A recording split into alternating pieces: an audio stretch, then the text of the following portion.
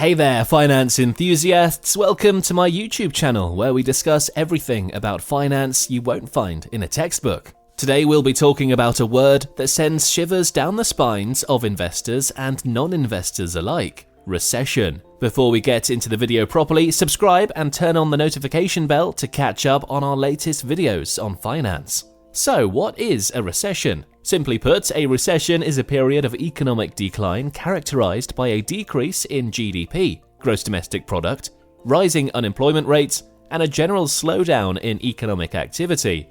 In other words, it's a time when the economy takes a significant hit and everyone feels the effects. You may wonder, how does a recession even happen? Many factors can contribute to a recession, but one of the biggest culprits is an economic bubble. You know, that thing that happens when people get overly excited about a certain market or industry and start pouring all their money into it, causing the value to skyrocket? Yeah, that can be a problem when that bubble inevitably bursts, and suddenly everyone is left with worthless stocks and investments. Another cause of recessions can be external events such as global pandemics like COVID-19, natural disasters, or political unrest.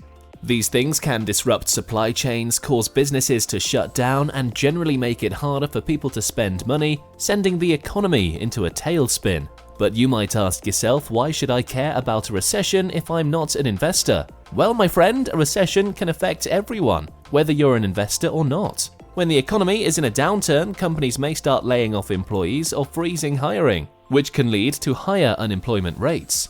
People may start tightening their belts and spending less money, which can hurt businesses and cause even more job losses. And let's not forget about the stock market. A major recession can cause a lot of people to lose a lot of money, which can have a ripple effect throughout the economy. So what can we do to prepare for a recession? One thing is to make sure you have an emergency fund. You set aside this pot of money for unexpected expenses, like a medical emergency or a sudden job loss. Having this cushion can help you weather the storm if a recession hits. Another thing you can do is pay down any high-interest debt you may have. If you have a lot of credit card debt or personal loans, those interest rates can add up over time, making it harder to make ends meet if your income takes a hit. And finally, if you're an investor, it's essential to diversify your portfolio. Don't put all your eggs in one basket, as they say. Spread your investments across different industries and asset classes so that your entire portfolio won't suffer as much if one sector takes a hit. Remember, a recession can be scary, but by being prepared and informed, we can all weather the storm together. Factors that influence recession. The first factor that influences a recession is government policies. I know what you're thinking, government policies? Boring. But hear me out. Government policies can have a significant impact on the economy. For example, if the government decides to increase taxes, it can lead to a decrease in consumer spending, which can lead to a decline in business profits. This can cause businesses to lay off workers, leading to an increase in unemployment rates and ultimately a recession. Another factor that influences a recession is consumer spending. As mentioned earlier, if consumers are not spending money, businesses are not making money, which can lead to a decrease in profits and eventually a recession. Various factors such as high levels of debt, fear of job loss, or a decrease in confidence in the economy can influence consumer spending. Next up, we have inflation. Inflation occurs when there is an increase in the overall price level of goods and services in an economy. When inflation is high, it can decrease consumer spending, as people are more hesitant to spend money when prices are rising. This can lead to a decrease in business profits, which, as we've already established, can lead to a recession. Another factor that can influence a recession is a decrease in exports. Exports are goods and services produced in one country and sold in another. If there's a decrease in exports, it can lead to a decrease in business profits, which can lead to a reduction in employment rates and ultimately a recession. Let's talk about the COVID-19 pandemic. The pandemic has significantly impacted the global economy, and we're still feeling the effects.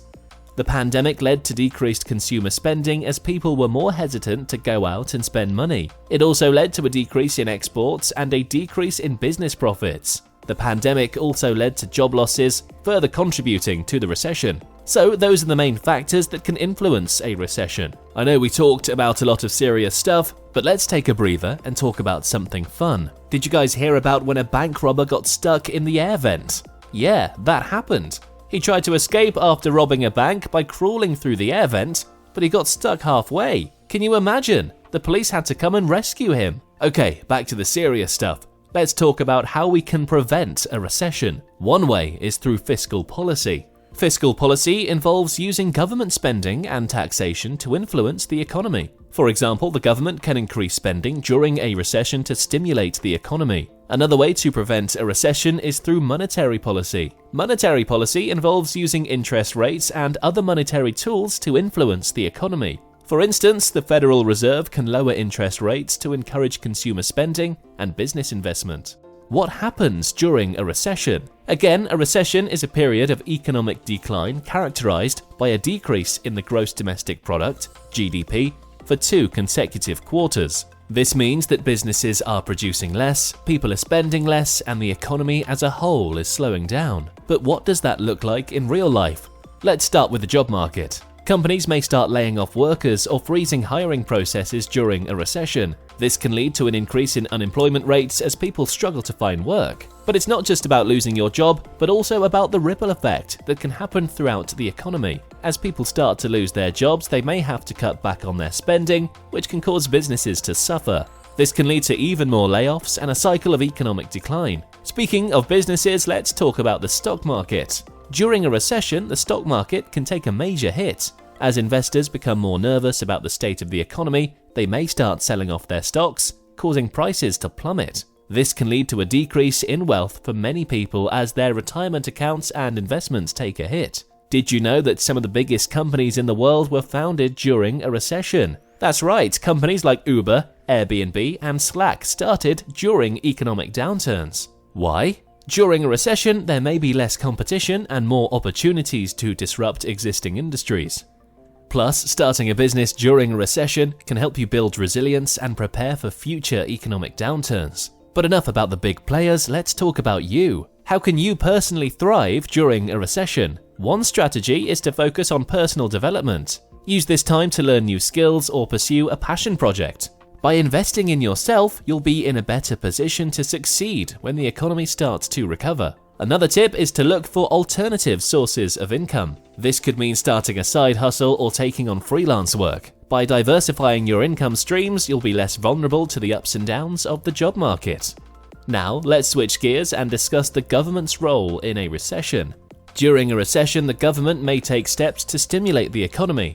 This could mean implementing policies like tax cuts, infrastructure spending, or even direct payments to individuals. But these policies can be controversial, as some may argue that they increase the national debt or unfairly benefit certain groups. It's essential to stay informed about government actions during a recession and form your own opinions about what's best for the economy. And speaking of controversial topics, let's talk about the role of the Federal Reserve during a recession. The Fed can use various tools to try to stabilize the economy, such as adjusting interest rates or implementing quantitative easing (QE) programs. These policies can effectively jumpstart the economy, but they can also have unintended consequences such as inflation or asset bubbles. It's important to remember that the economy is a complex system and there's no easy answer to the challenges posed by a recession. However, by staying informed and taking proactive steps to protect your financial well-being, you'll be better prepared to navigate the ups and downs of the economy.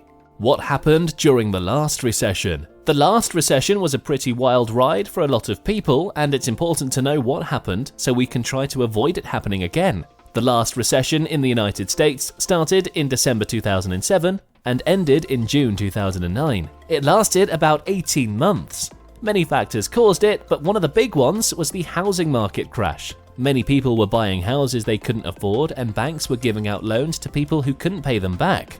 So when the housing market started to go down, many people were stuck with houses they couldn't sell and mortgages they couldn't pay. This led to many foreclosures and a big drop in housing prices. But the housing market crash wasn't the only thing that caused the recession. There were also issues with the banking and financial sectors. Some big banks and financial institutions were taking on many risks and making bad investments. When those investments went bad, it had a ripple effect throughout the economy. So what happened during the recession? A lot of people lost their jobs. The unemployment rate went up to 10%, which is pretty high. And even for people who didn't lose their jobs, things were tough. The stock market took a big hit, so people's investments and retirement accounts were worth much less.